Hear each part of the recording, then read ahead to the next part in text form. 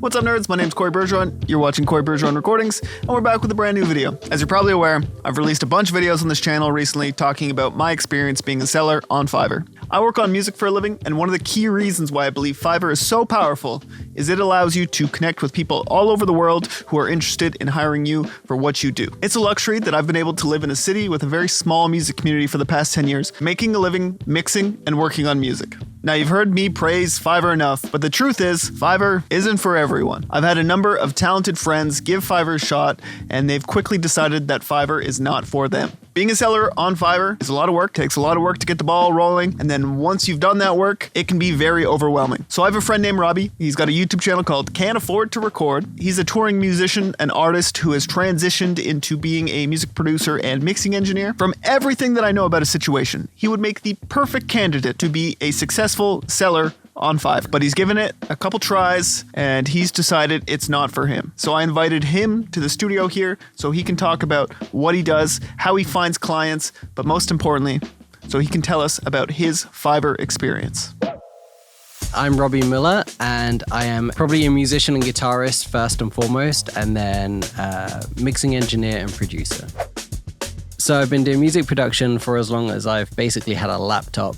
Started on GarageBand and then went to Logic Pro 8, I think it was at the time, and never knew what a plugin was, just used to record the music in my head. And then I guess before the pandemic, I got really serious about it and pretty much did it as much as anything else.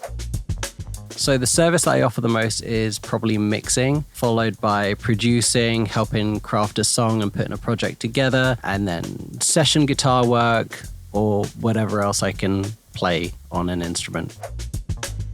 I think my dream job probably would be 50-50 in terms of mixing and producing, but I almost might lean slightly more on mixing. I just love the thought of receiving a project and then sending it back and the client being happy with it and then moving on to the next project. And I like the idea of being able to work on different projects throughout a week. Yeah, just finding a flow and getting a lot of different songs ready to get out there. So an average mixing day for me is probably having it prepped the night before. So when it comes to mixing, it's a really smooth and quick process. As I'm sure many of us have learned over the years, mixing in a slightly more faster way generally gets better results. And I like to just move through a mix rather than lingering on anything. So I probably would get a good mix done in a morning, take a bit of time off that day, and then maybe listen to it a little bit later on. But I'm not too worried about time frames too much. A song takes however long a song takes however long a song takes. We'll edit that in. We'll quick edit that in. Great question. So I definitely have people that I'm watching and like the music of and like to listen to their new music whenever they release it. And it's usually independent artists that are doing it themselves. And so I just keep a good amount of contact with them and stay interested in what they're doing all the time. If they release a song, I'll listen to it and also send them a message and congratulate them and say, this was awesome. What else? What other stuff do you have coming up? And just try and appear interested, because I am interested. And that's how I develop the relationship. And then sometimes I will get a message saying, hey, do you want to mix this one next? Or maybe someone let them down and they need a song done, doing quickly. And then that's kind of how the relationship builds. And then they might stay with me and so forth. So it's a lot of outreach. I've had a very love and hate relationship with Fiverr. I've started and stopped more times than I really care to admit. I get super inspired listening and watching people like Corey talk about their experience on Fiverr. And so I'll be like, well, I can do that. But then I do get anxiety and nervous around dealing with projects and people that I don't really have much of a relationship with. And that's something that hasn't really been nurturing over maybe a certain amount of time. So that's sometimes where I fall off the bandwagon a little bit. I think I did 5 gigs over the COVID pandemic. It was okay. And I think I was charging $5 for, playing bass on someone's song and stuff like that. And then I stopped. And then I started again, and then I stopped. And I've started and stopped, I think, a few more times. So I guess my consistency there has not been great.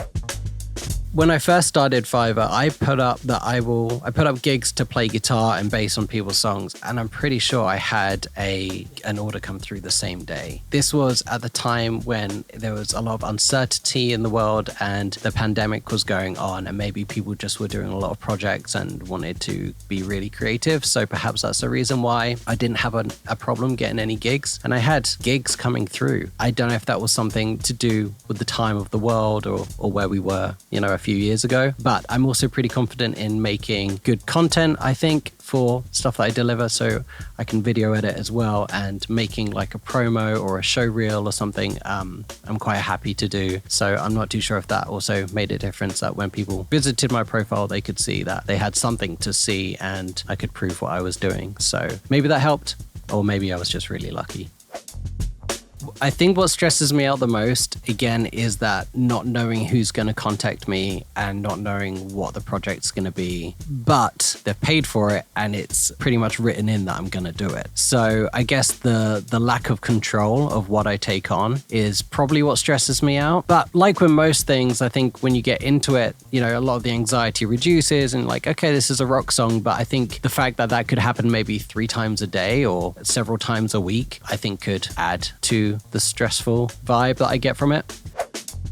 So recently I decided to try Fiverr again by offering a drum editing and gridding gig. And I'm pretty confident in delivering that. But maybe my confidence lies in the more straightforward rock drumming, and the gig that came my way was a far more complex, almost math rock, different time signatures, different BPM kind of song. And I was not prepared to edit those drums. And actually just prepping for the drum editing took quite a lot of time as well. The gig that I was offering, I said I would do it in maybe a 2-day turnaround, and it was clear it wasn't going to really work out. I had so much far more other projects going on, so I actually cancelled the gig. I still did the gig anyway because I was really interested to know how long it would take me and how much effort would go into it. But that was the last stint I had with Fiverr, and really didn't end on a good one because I cancelled the gig, and I know that would impact my profile as well. So I definitely maybe learned a lesson of what gigs to offer and what to not offer in that respect.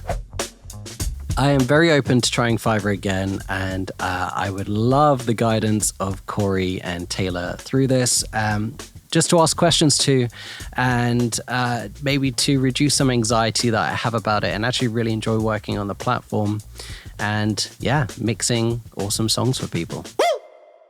So there you go. That's Robby's experience working on Fiverr, and it might be similar to an experience that you've had. But Robby said that he's open to giving Fiverr another try.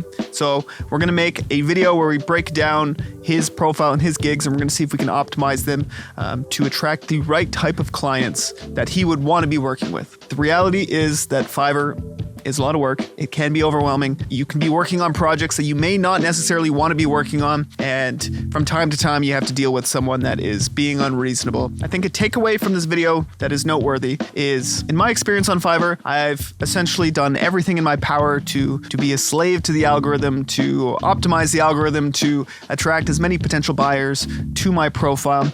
And what I've gathered from Robby is that may not be how everyone wants to navigate their experience on Fiverr. So we're going to see if we can find a way to use Fiverr so he can be a seller, but most importantly, a way that works for him, that he feels excited and happy to be doing it. So that'll be the next video. Thank you very much for watching. If you made it all the way through, very cool. Make sure to like, subscribe, and there you go. Good luck in whatever you're doing in life.